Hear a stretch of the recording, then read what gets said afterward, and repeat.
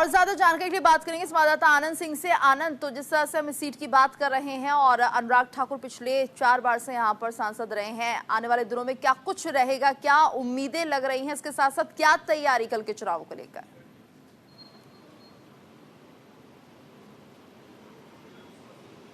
जी बिल्कुल, अगर बात की जाए लोकसभा चुनाव 2024 का, अब अपने आखिरी पड़ाव यानी 7वें पड़ाव पर आ चुका है और कल उसको लेकर वोटिंग होनी है। मैं इस वक्त खड़ा हूं हमीरपुर में। अगर हमीरपुर की बात की जाए तो बनारस के बाद दूसरी सबसे हाई प्रोफाइल सीट मानी जा रही है, क्योंकि बनारस से खुद प्रधानमंत्री नरेंद्र मोदी मैदान में है। और अगर बात की जाए हमीरपुर से केंद्रीय मंत्री अनुराग सिंह ठाकुर, अगर हमीरपुर की बात की जाए तो कहीं ना कहीं माना जाता है कि बीजेपी की एक पुश्तैनी सीट है और उसके साथ साथ गांधी परिवार जो लगातार कांग्रेस इसको लेकर कोशिश करती है कहीं ना कहीं बीजेपी से खींचा जाए। लेकिन आप देखिए, पिछले 4 बार से खुद केंद्रीय मंत्री अनुराग सिंह ठाकुर यहाँ से सांसद है, उनके पिता प्रेम कुमार धूमल यहाँ से सांसद रह चुके हैं, तो कहीं ना कहीं माना जाता है कि बीजेपी फेवर्ड सीट है। और हिमाचल की अगर बात की जाए तो हिमाचल इस बार 7वें चरण में बिल्कुल इंपॉर्टेंट है बीजेपी के लिए, क्योंकि यहाँ से हिमाचल से 4 सीट आती है, जिसमें से पहली खुद हमीरपुर है, दूसरी कंगड़ा से मंडी से कंगड़ा है, उनके साथ साथ शिमला से सीट है। तो कहीं 4 सीटों को लेकर बीजेपी लगातार कोशिश कर रही है, क्योंकि बीजेपी के लिए माना जाता है कि हिमाचल हमेशा फेवरेबल होता है, उत्तराखंड हमेशा फेवरेबल होता है और वहाँ पे लगातार बीजेपी क्लीन स्वीप करती है और यही कारण है। लेकिन बीजेपी भी इस बार भी कोशिश कर रही है कि इसको पूरी तरह से यानी 4 से 4 जीती जा सके, क्लीन स्वीप करा जा सके। लेकिन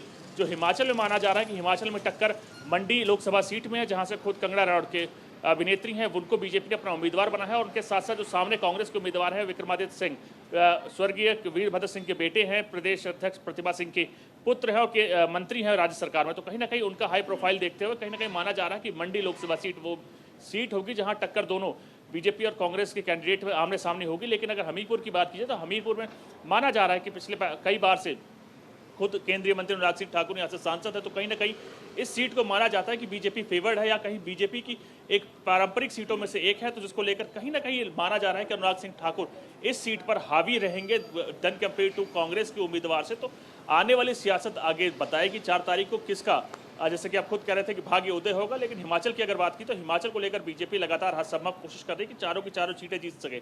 अगर कई राज्य ऐसे हैं जिसको लेकर बीजेपी ने खास प्लान बनाया है, जिसके तहत वो आगे चल रही है, उसमें से एक हिमाचल भी है।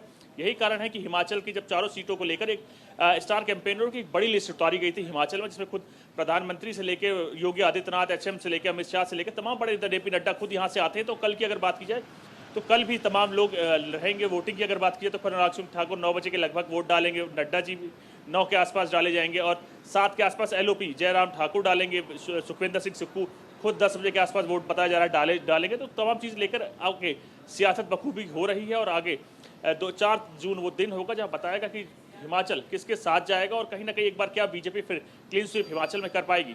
जी धन्यवाद आनंद इस पूरी जानकारी